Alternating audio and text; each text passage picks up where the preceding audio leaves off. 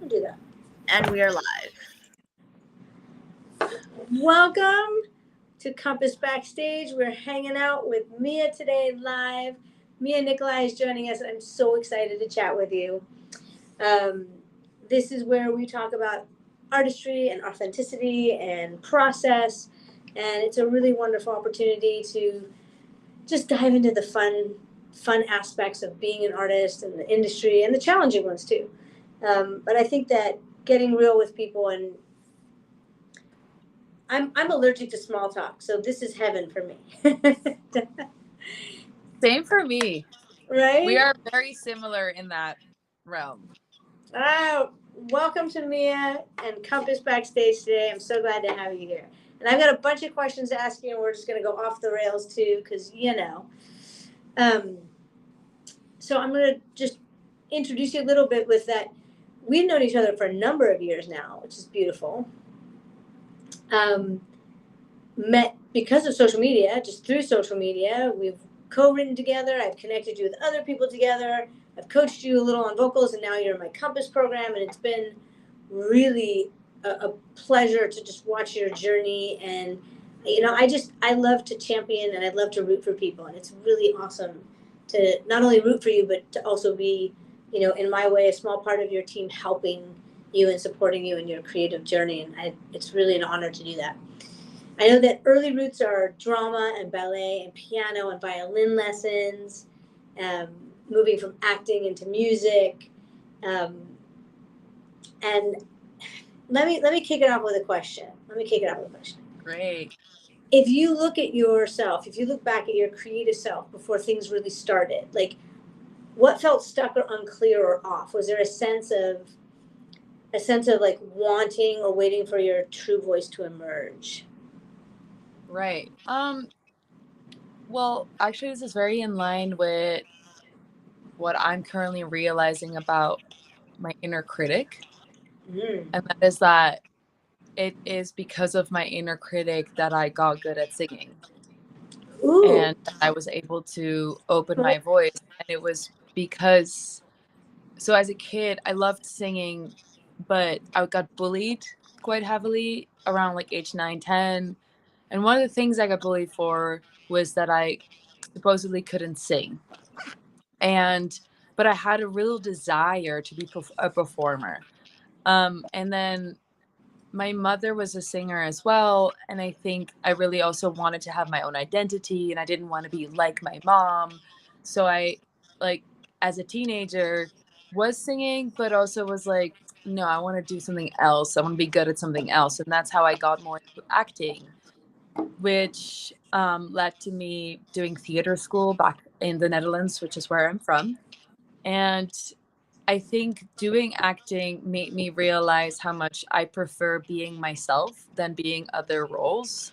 And Mhm. so I actually struggled more with that than I thought I would. And then my favorite classes were music. And then I had a music teacher in acting school, and um, we had to do one like exercise was to write a song and then show it to the class.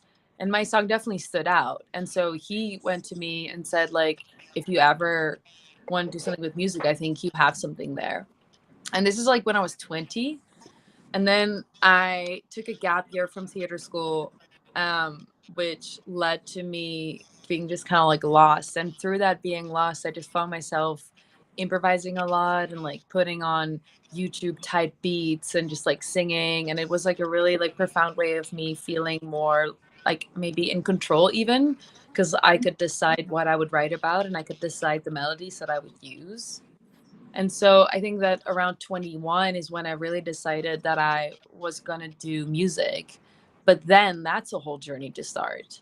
Totally. So, and then there was an A&R that knew me and I knew them as an actress. And he invited me to come to the studio around that age and told me after the session that I should just be a manager and that I couldn't write nor sing. Wow. And that really affected me. And Of course. I was gonna the say you thing, had, like, you're going from like I got bullied to I had like one person, just one person give you encouragement, and that opened up a journey and a pathway for you, and then one person just like shut that down. And it's funny. I know that I'm going to say it's so unfortunate, because it really is. It's unfortunate to have anyone attempt to shut you down as if they know, right? And all we need is a little encouragement. That's all like anybody Right. ever needs, is a little encouragement to like, yeah, fly, go where you want to go dream big, go after that dream. Yeah, and also not like shutting it down so like black and white. Yeah, And I have had people ask me like, please, can you just tell me if I have what it takes? And right. and my answer is always the same. Please don't give me or anybody else the power to tell you that. Totally. Because I don't have that power. Do I see it in artists? Absolutely. I can see it early, and I'm like, they're like 6 years away. Like, I can see it, right? But also that person that doesn't seem to have it, they can surprise you. That's right. And they might be the whatever, they haven't had like a certain moment that turns them on their head and like brings it out, and it might not even be the it that they need. Like there's so many careers in this business that they could have, and I can't tell them no. Like, terrible. Just don't give me, don't, and I do, even when there's a person who I think like has a long way to go, I will be kind and honest in telling them that there's a lot for them still to develop, and it's doable. Yeah.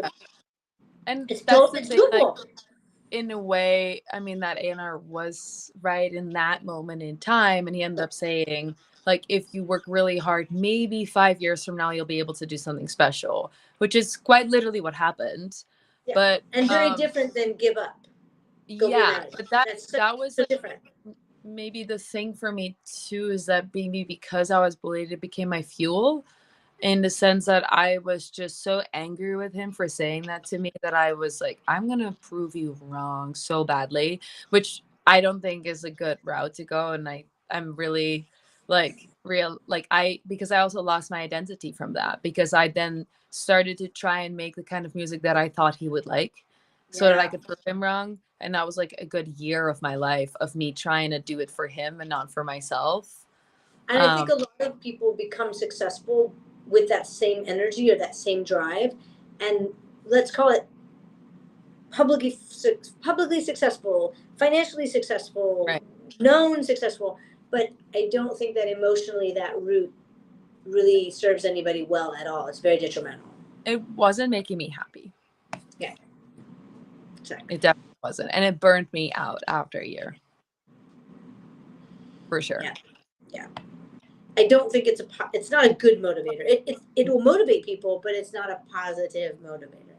And thankfully for you, you were able. This is something I admire about you a lot. Is your self-reflection is really strong. Like your inner work, your ability to be emotionally intelligent and to grow and adjust is really admirable. Yeah, it really is. I admire it a lot.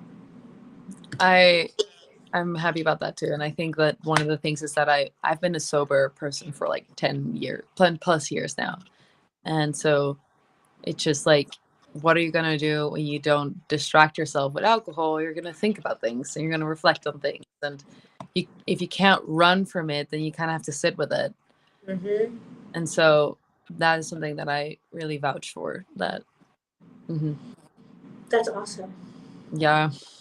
That's awesome. I think that it makes for a happier life for sure, right? Being able to 100. be responsible, take ownership. It definitely takes a minute. It takes what? A minute. Like, it's not an instant thing. Like, at first it felt super isolating to not drink and to still, because I am I wasn't sorry. I wasn't speaking of drinking. I was speaking of being reflective. But yes. But even that also, like, I overdid the reflection at first, where I would just go the opposite way, where I was like, okay, everything about me sucks. I need to like change everything that I am.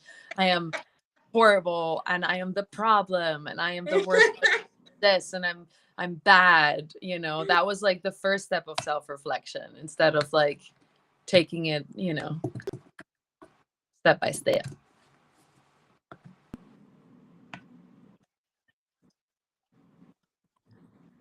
I think also, I think creative artists, we're the star of our movie. And so I think often, especially the lead singer, is like, oh, it's on me. Like it's something wrong with what I did. And I remember a time I was recording. I was young, and I was recording demos of some songs I'd written, and I'd sing them like this. And then when I put the headphones on and I went to sing them, I was out of tune. Like something was really off, and they were yelling at me, like, "What's wrong with you?" I'm a singer who generally is never out of tune, so I'm like, I don't know. I sing it fine, and then I go to put and the person that was really trying to intimidate me and bully me, the producer, we ended up leaving that session at one point, and I was like, I took the stems to another studio, and we opened them all up, and we were listening to everything. All the guitars were out of tune. The producer, who was trying to intimidate me and telling me that I was horrible, what a shitty artist I am, right? He was so out of his head, he recorded everything out of tune. And yeah. And it's wild. It's kind of wild that you're bringing this specific concept up, because that is kind of what happened in some ways when I did Eurovision. Because there was a moment that me and my duet partner, we were doing a pre-party that is like, organized by Eurovision fans. So safe to say it's not like the most professional organization, but it's very sweet and it's really well put together and like really like thoughtful, in that sense. But what we didn't know were two things. One, there was on the filter of the piano in the instrumental, it kind of morphed the key to be hard to hear. Oh. And so my duet partner starts singing, and I don't even hear this, but apparently he's singing somewhat out of key. And then we're also new to in-ears. We're new to a big audience, everything, right? So you know how nerves go on our throats, like all the things. Yeah. I hear him sing, and I join in with his key. Okay. And I don't hear that we're off, because you can't hear it in our in-ears. Total clash. You hear that you're together. You guys are both together. We were out of key together. Yeah, but you were together, so it sounded right. Exactly. But then that was like live streamed, and the whole country of the Netherlands got a hold in that video, and we got bullied like crazy by our own country. But that is what then we started to realize that there was a problem when we as a team started to figure out what the problem was.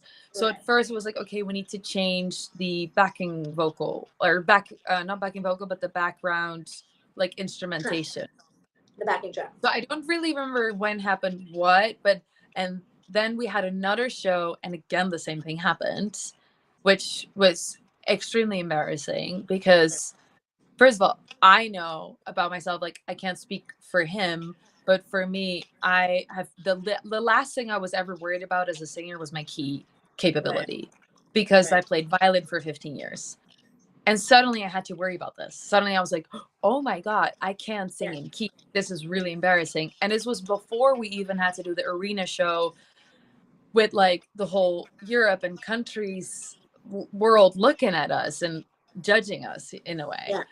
So that was like such like poor pre-positioning to be in. And oh my God. And then to like, I learned so much up there about that process and period, about the mindset, how much it is important to be like centered and anchored in yourself and not be influenced by what other people might think of you. And it was really difficult. I almost quit. I didn't, luckily, but I almost did. And I think with social media, it makes it's so much harder. Like this is, I mean, you know this from our work together. Like the cornerstone of my coaching is starting with a session about listening to your inner voice and not pleasing others and not worrying about others. Like it's a big conversation, and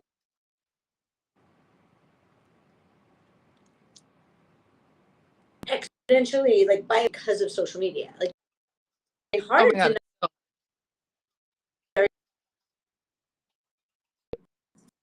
the comments or you know.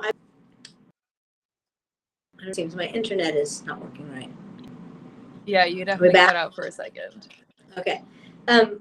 with people I hope so. filming everything and commenting on everything. And, you know, just on these lives, I've had a handful of trolls on a few days. And I'm a grown ass woman who's totally cool with being 1,000-yard queer. Like, you know, I'm queer from 1,000 yards. Totally cool. But when trolls start hitting me up with like ignorant, hateful comments, it hurts. It's still like, and it takes you back to like that fear you had when you were young, or that, you know, that teenage insecurity. It hurts at a deep level. Yeah.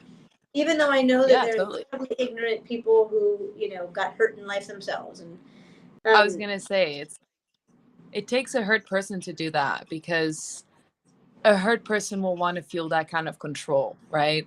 Like they could hurt another but in person. your daily life, I choose not to have people like that in my life. Like, why would I? I want Yep. emotionally intelligent people. When you're Yeah. on social media and when you're out in the world, that's Yeah. not a choice.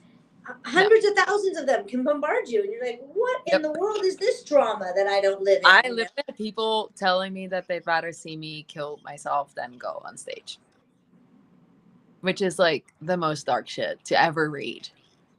I mean, in an ideal world, I would, you know, in an ideal world, I would say, wow, that person is really suffering. Yeah. And it has nothing to do with your thinking. thinking. I understood that, but yet it Still becomes, because it's like your most insecure voice in your own head and your inner critic will see that as proof. Right. And we'll see like, see, told you not to do this, told you not to do this project, told you to stay home, told you to choose safe, and now you're here and look at you, moron, like this is going to be dangerous. You know? Sorry. Yeah, you So, don't feel safe. Yeah, and like You it don't was feel as safe. simple as like we ended up changing the key of the song. We literally went 2.5 steps up of the song, which was so much better because he felt more comfortable. I felt more comfortable. Oh, great. I felt more comfortable. It was definitely like also like a little bit high for me because I was already singing high and I suddenly had to go 2.5 up. But it definitely like changed the song feeling a little bit also, because it was like, you know, a new key makes it feel new. Well, also and a new key is also an emotionally different resonance. Right. So the vibe of the song changed. And the weirdest thing was, Wendy, is I've had this tattoo of Sharp since 2020, like this. And the new key became F sharp. It was so weird. We love that magic. Yeah. We love that magic. Yeah, and like honestly, the like good news is you all took care of like you did what needed to be done, which was like, let's figure it out, let's adjust, let's make it better, and you made it better. Yeah. It was just hard to do that live and in front of many people. You know, it wasn't found out in rehearsal, right? No. Like that's rough. That's rough.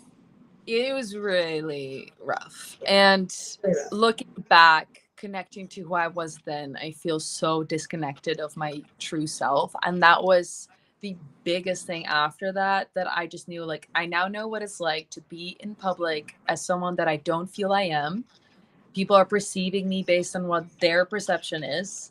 Mm-hmm. I now know who I'm not. So that means that I can figure out who I am. And it actually freed me so much. And then I made an EP with someone in Bergen, Norway, and it was such like a whimsical place. I was so inspired by the Bergen artists. Like, think of like Aurora as an example. Like, she's just roaming around there. She was like my friend there, and like I was so inspired by her freedom and authenticity, and like everyone there was just doing their own thing. So it was like quite healing to experience that. And from that, just like I now notice that I'll forever hold a little bit of that PTSD, I think, of what Eurovision stands for.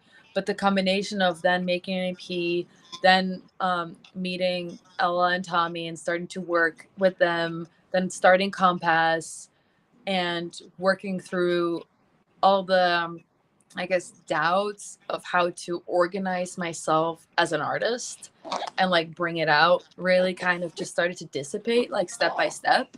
It's amazing. Can I ask you a question back with Eurovision? Yeah. How did you get to be like,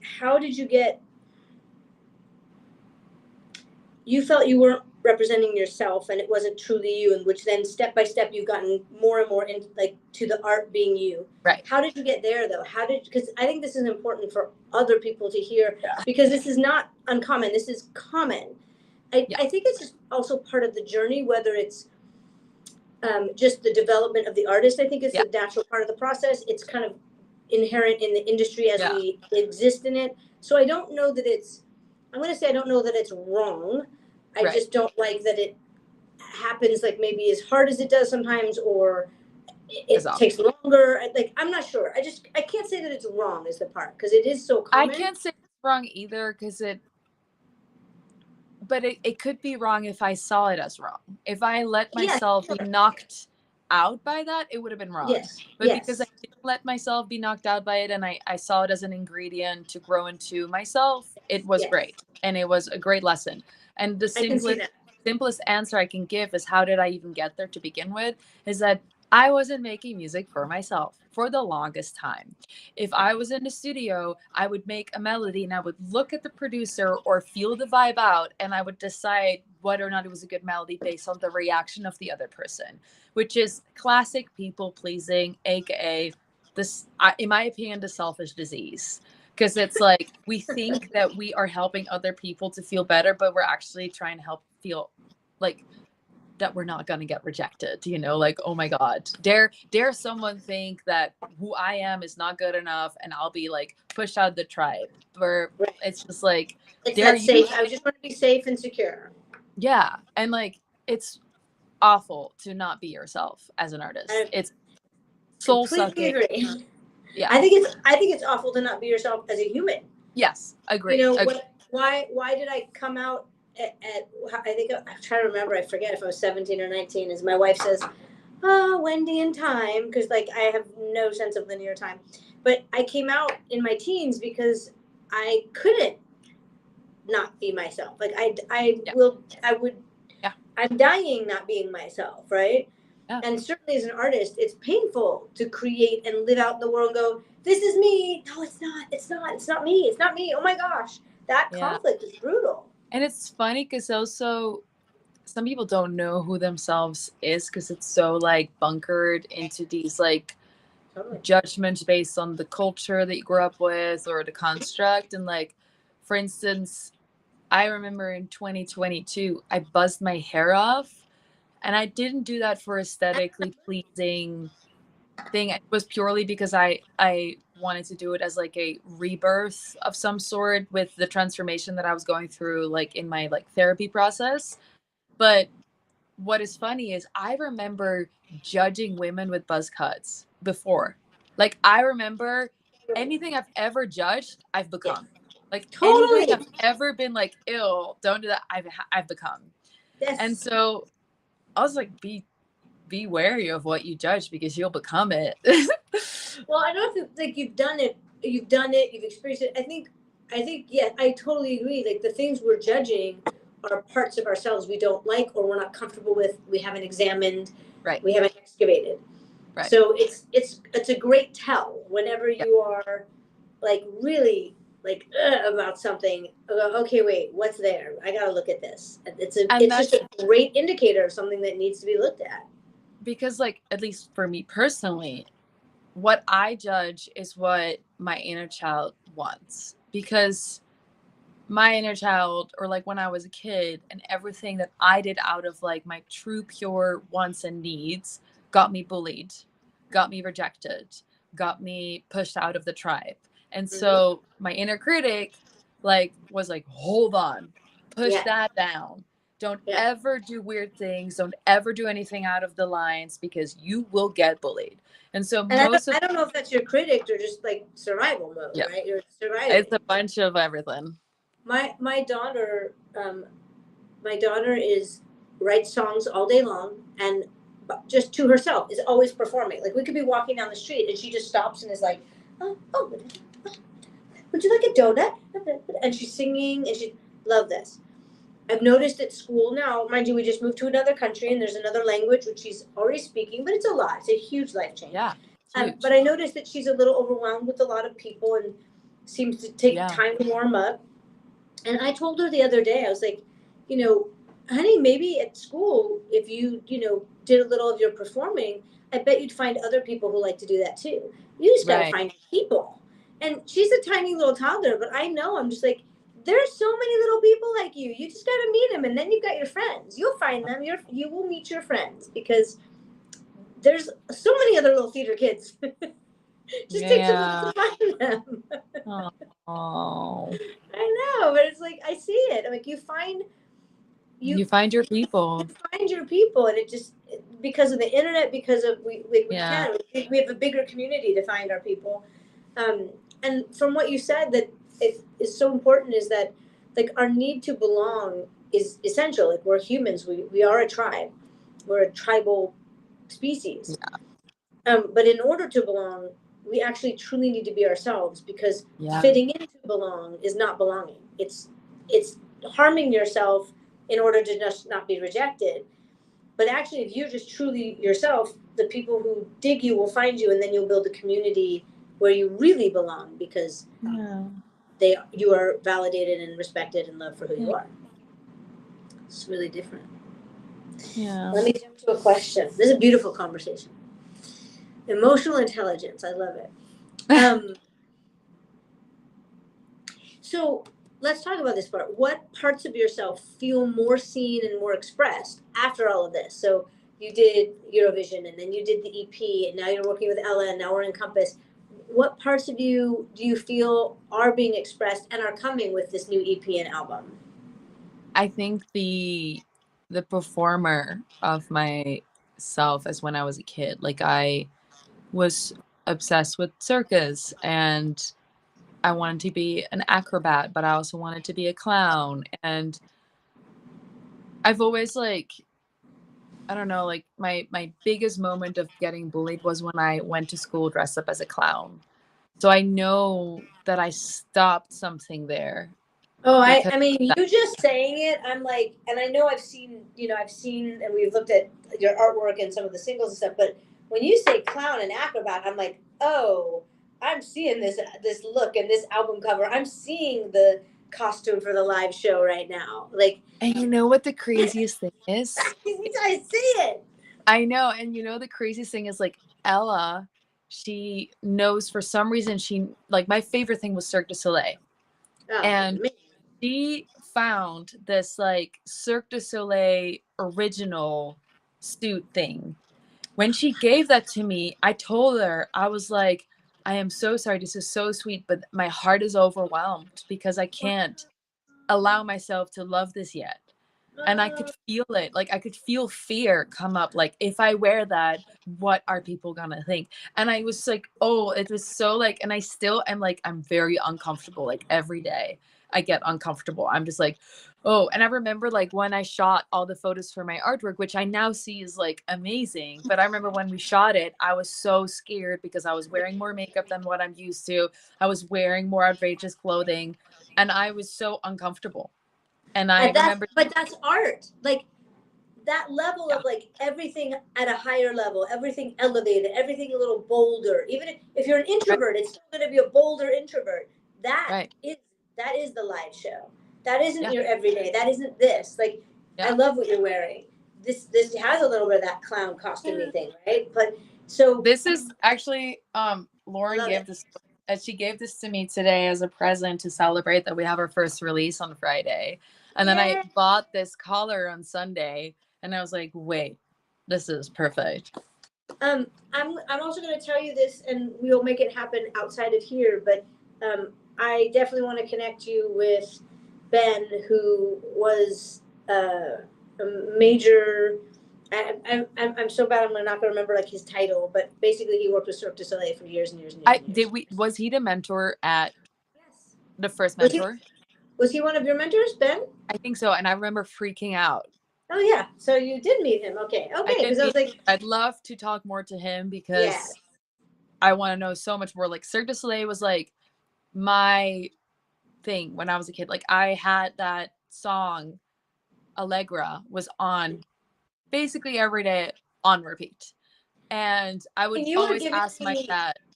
you're giving me so many ideas and thoughts about you and your stage and yes, I also want to see like I want to see a traditional like big pom poms from a clown on you. Like, come Wow. on, bring it.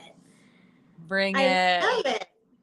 And it's so cool because like what I have noticed is like that when I'm now starting to do things that are scaring me, but I do them is when I feel the most free. And like, and that counts for anything, but like I know that as a 3-year-old, I love being the center of attention because I would wear the cutest dress and I would literally be like, Mom, we're going to the boulevard. We were in Spain on holiday. We're like, we're going to the boulevard right now. I want people to see me in my dress. And I would literally just like walk around and wave at everyone because I knew I was the cutest thing alive. And like, but I love lost that. so heavily when I started to get bullied. And I remember being 9 and looking in the mirror and being like, oh, this is what they see as ugly. So that means that I am ugly. And I remember just like fully crying, looking at my face and all that the was a features of my 9-year-old's perspective of like an experience you were having wasn't at all true. I mean, I know someone who's so beautiful and growing up in Japan thought they were ugly. They thought of themselves as ugly because their culture saw them as ugly. And I'm like, there's nobody on this planet that would think you're anything but gorgeous. I can't compute, right? It took me But hell long time. something you just said, going back to like, being motivated by, it's a different motivation, but I'm imagining you embracing the clown and the Cirque du Soleil like, I think the scared is literally like, you're stepping into your power, and there's a responsibility to that. It's scary, right? You're like, oh my God, I'm literally having growing, yeah, because you're an adult having growing pains in a way where they're emotionally, like, and so it's like, oh, this is scary. But the idea for me of you stepping into your power and all your clown and all your Cirque du Soleil and all that energy, you stepping into that archetype of the jester and succeeding and being validated and loved and embraced and applauded for it is literally healing the inner child and going, yeah, see, I was this person the whole time. Right. And it's not like they were wrong, like I'm proving them wrong. It's just like, oh yeah, they were actually wrong. You just get to learn that moment wasn't. But that's exactly the growing pain part for me, because it is looking back to all the years that I didn't accept her and where I bullied her, Yep. And I shut her down. That is and also just like what happens. Because I remember around my birthday this year, like it was, I started writing the album that's coming out after the EP, and I can't say too much about it, but it is very much written out of playground joy, all like the inner child. Like it's an album for my 9-year-old self, actually. And I remember around my birthday being I was 2 days, I was really bummed and sad, and I didn't know why. Remember that album, an album for my 9-year-old self. Like that needs to be used. That right. That needs to be used. Exactly. Part of the it's gonna be. Yeah. That's gorgeous. And so gorgeous. What I was really sad about, and I remember saying that to one of my students, was like, who was 18 years old, was like, I wasted so much time to run away as far and fast as I could of my true self to fit in. And I literally thought I could get away with acting normal. And meaning normal the way that I perceived the normal to be. Totally. I love that. And you heard me like burst out with laughter because I'm like, of course you thought you could do that. No way you could. Because my definition of normal is suppressed weird. Yeah. And I'm like, please be weird. Weird is literally supernatural. Weird is wonderful. Weird is where the beauty is. Yeah. But like, Wendy, I grew up in a culture that literally says, oh, don't act crazy. Like normal is already crazy enough. And so you grow up in a culture that's like literally trying to cut off anyone and anything that like stands out. And then you got me, half Russian, half Dutch, my mom was very extra in her clothing. Now I wear all her clothes, and every time I wear her clothes, people are like, "Oh my god, where'd you get that? That's the coolest thing ever." And I'm like, "Yeah, my mom got that in the night." You know, but like growing up in Yo, that household, I was just like at by default ashamed by default because I didn't fit in the norm. Yeah. Which I now I'm super grateful for, because now I have the funniest, coolest pictures of myself as a kid. I'm super proud that I was such a weirdo and I cute. love that. I Yeah. love that. There's you know, it's for me, like, I lived in New York for so many years, and I am at heart a New Yorker. And Yeah. like, I remember the last time I was there, and I just, you know, landed at JFK, and I get off the plane, and I'm just like, yes, thank you. Oh, thank you. Yes. And that's what I love about New York, is that everybody is just truly showing up, being their weird, wonderful self, just organically, Yeah. not in a I'm doing this to get looked at. It's like, no, this is just me. And I just felt immediately grateful in New York all the time. It was just like, oh, Right. thank you for being weird. Thank you for being yourself. Oh, thank you for being so unique and cool. Thank you. Like, I have gratitude for existing in New York, I get that. because I really felt at home there. Yeah. I get that. I went to New York when I was 18, and I think and that's when the name Mia came to exist. Because before that, I was just known as Michaya, which is like my birth name, but no one could pronounce it. So I was like, ugh, I'm sick of that. And so I came up with Mia. And then I remember I went to New York like 3 summers in a row, but it was definitely a part of my development over the years of how to develop out of that Dutch norm into my authentic self. It took me 10 years to get to where I am today. And it's only going to take me more moving forward. But, you know. But that's normal. Average is 7 to 10 years for an artist to really find their voice.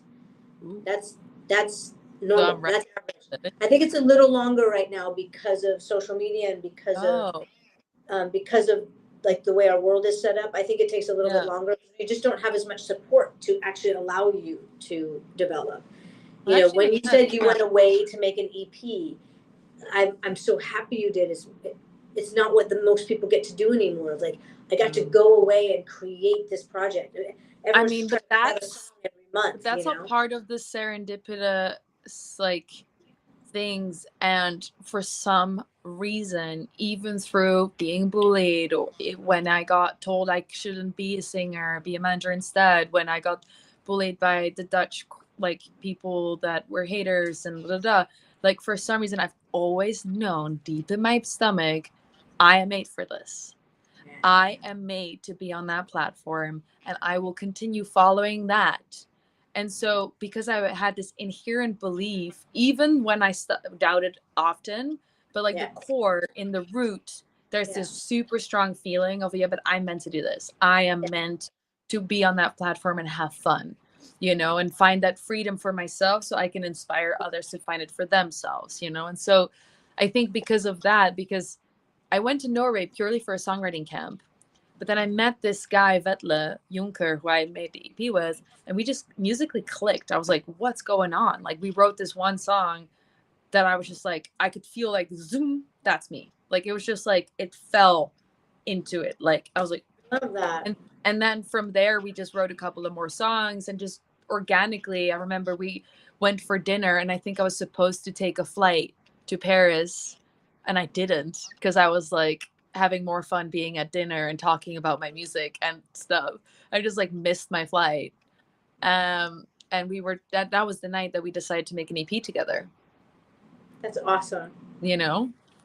So you've said a couple things of like this consistency of like core in your inner child, and a number of times you've said today about being bullied, and I feel like that if you haven't written about that, that's something to write about, and or Oh yeah.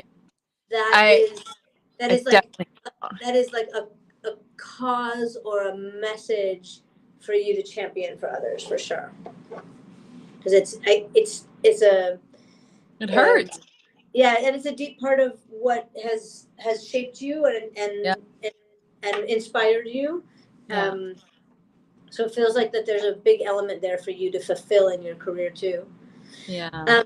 What are you most excited to lean into next, creatively or personally, whether it's your upcoming EP, the album, personal growth?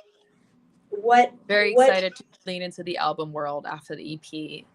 Very excited about that because I'm already touching on it now, but it's only I'm gonna probably feel more allowed within myself to lean even heavier on that world. And like right now, everything that I've been doing with Compass has been to help me with the EP, but I'm excited to do the exact same things for the album, and really lean into like understanding the world that it's gonna live in, and exactly like, oh, is it gonna be like with pom poms on the chest, or like what is that gonna look like? How do I want to involve the circus slash space? Um, I can't love say. that. I can't say too much. I know, but it's beautiful. It's been really fun working with you on your vision and in understanding yourself and seeing yourself and just And it's helping you get also clear like about your choices. all the little people and moments, like you emailing me at that time in 2021 saying, hey, I came across you, I'd love to connect, like, and then I Google you and I'm like, holy shit, like this person worked with people that I admire and she sees something in me. Okay, that's like, that goes into my bank of like, okay, there's people out there that do see it, what I Yeah. see. And Yeah. so all those little things and moments, they add up to, finding the freedom to just like go and do it. That's beautiful. I'm really moved. I'm very touched. Like that's, to have a positive impact in someone's life is the meaning of life to me. So to know Yeah. that's really beautiful to hear that I had that impact. And And then also funny because then you and I ran into each other at a cafe and you were sitting with Lily and I introduced Lily to Vetla and she now manages Vetla. oh wow. I know. Oh, Small world. small world. Okay, last question. If you could speak to your younger self, you can pick whatever age that would be, before Eurovision, before Compass, what advice or encouragement would you share? I would go to my 9-year-old self and I would say what you said to your daughter. Do exactly what you are and allow to find your people, and don't deny yourself to fit in because it doesn't exist. And I got you. Yeah. I got you. Yes, and yes, you do. Oh, that's beautiful. This is just a lovely, meaningful, wonderful conversation. I really appreciate you, sharing with me and with others. I do imagine this was incredibly inspiring. I am assuming that there were a lot of comments on Instagram, which unfortunately, because I'm on my phone, I couldn't see. But maybe we can see them after and even address more. For everybody who has been joining us and watching, thank you, thank you. We'll share snippets of this on socials later. You can see us all. Well, first of all, Backstage happens.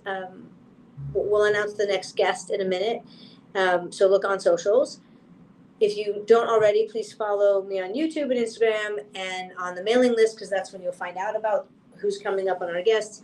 And save the date for October 9th in Los Angeles, where we will all be at Compass Unplugged with live performances and connection and this type of conversation happening in person with artists and industry. So, Mia, thank you so much. My second guest on Compass Backstage, and I really appreciate you doing this with me.